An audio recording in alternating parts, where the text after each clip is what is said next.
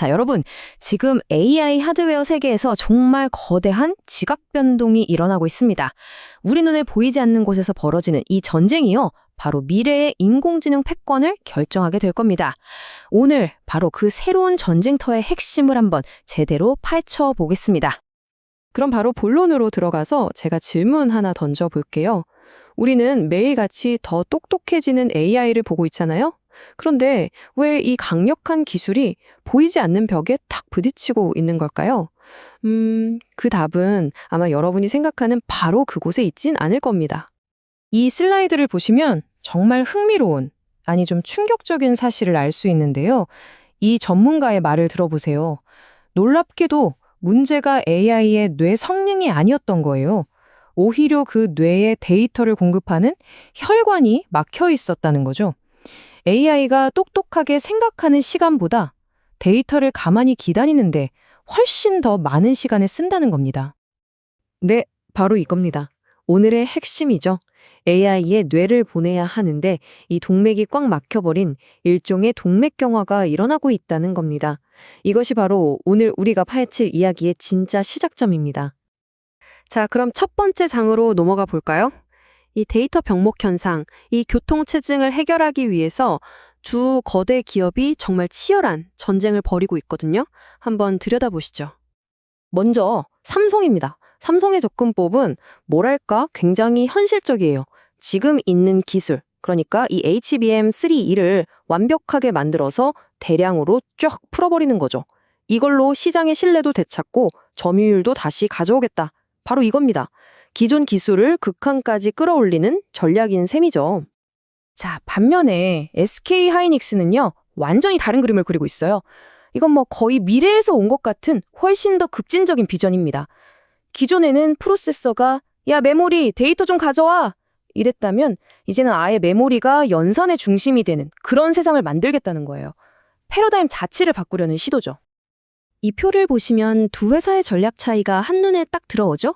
왼쪽의 삼성은 지금 있는 길을 더 넓고 튼튼하게 닦는 점진적인 진화를 택했다면 오른쪽의 SK 하이닉스는 에이, 그냥 하늘을 나는 새로운 고속도로를 만들자 하는 혁명적인 도약을 꿈꾸고 있는 겁니다. 그런데 말이죠, 이 메모리 전쟁에 또 다른 거인이 숨어 있습니다. 바로 AI 칩의 제왕, 엔비디아죠. 그리고 이들은요, 메모리 제조사들이랑은 완전히 다른 훨씬 더 큰 판을 그리고 있어요. 그냥 칩만 파는 회사에 머무를 생각이 전혀 없는 거죠. 엔비디아가 이 네트워킹이라는 새로운 영역에 얼마나 진심이냐, 이 숫자를 보시면 감이 오실 겁니다. 10억 달러. 우리 돈으로 1조 원이 훌쩍 넘는 돈이죠. 이게 그냥 투자가 아니에요. AI 제국을 건설하기 위한 거대한 야망의 신호탄이라고 봐야 합니다. 자, 엔비디아의 야망이 이 그림에 아주 명확하게 나와 있습니다. 첫 번째, AI의 뇌인 GPU를 완벽하게 장악했죠. 다음 단계는 바로 데이터가 흐르는 혈관, 이 데이터 고속도로, 즉 네트워크를 정복하는 겁니다. 그리고 마지막으로는 이 모든 걸 합쳐서 전체 AI 생태계를 지배하겠다. 바로 이거죠. 그래서 노피아랑 손을 잡은 건데 최종 목표가 뭐냐? 단순히 그냥 더 빠른 네트워크를 만들자는 게 아니에요.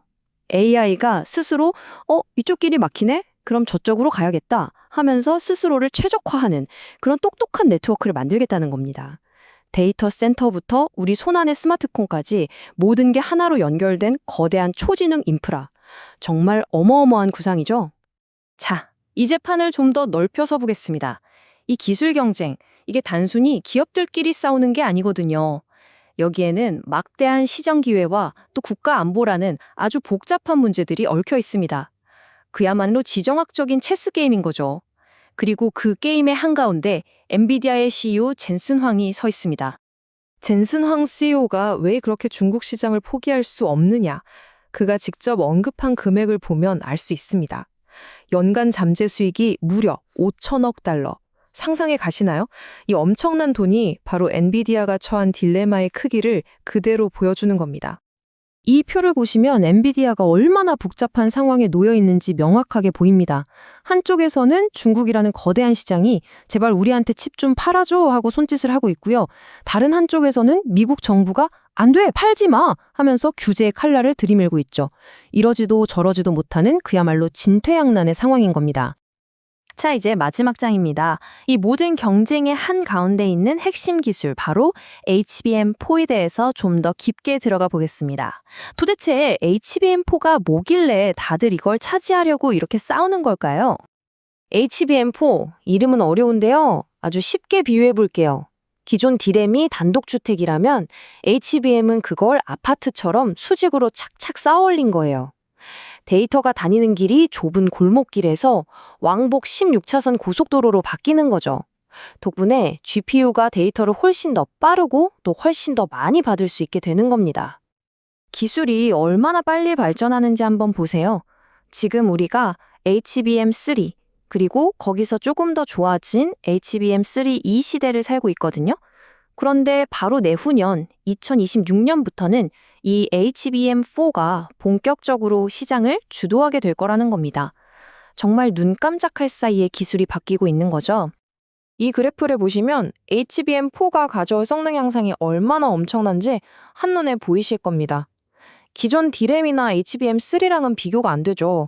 데이터 처리량이 그야말로 폭발적으로 늘어나는 걸 볼 수 있습니다. 이건 그냥 조금 좋아지는 수준이 아니라 아예 다른 차원의 기술이라고 봐야 해요.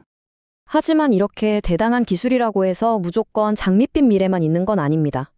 머리카락보다 얇은 칩을 오차 없이 쌓아 올리는 것도 보통 일이 아니고요. 당연히 비용도 엄청나게 비싸겠죠.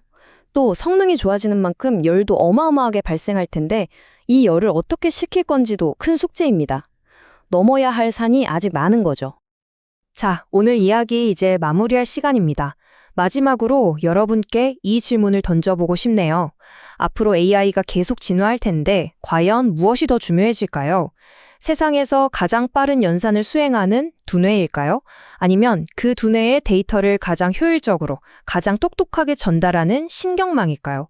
어쩌면 이 질문에 대한 답을 찾는 자가 미래 AI 시대의 진정한 승자가 될 겁니다.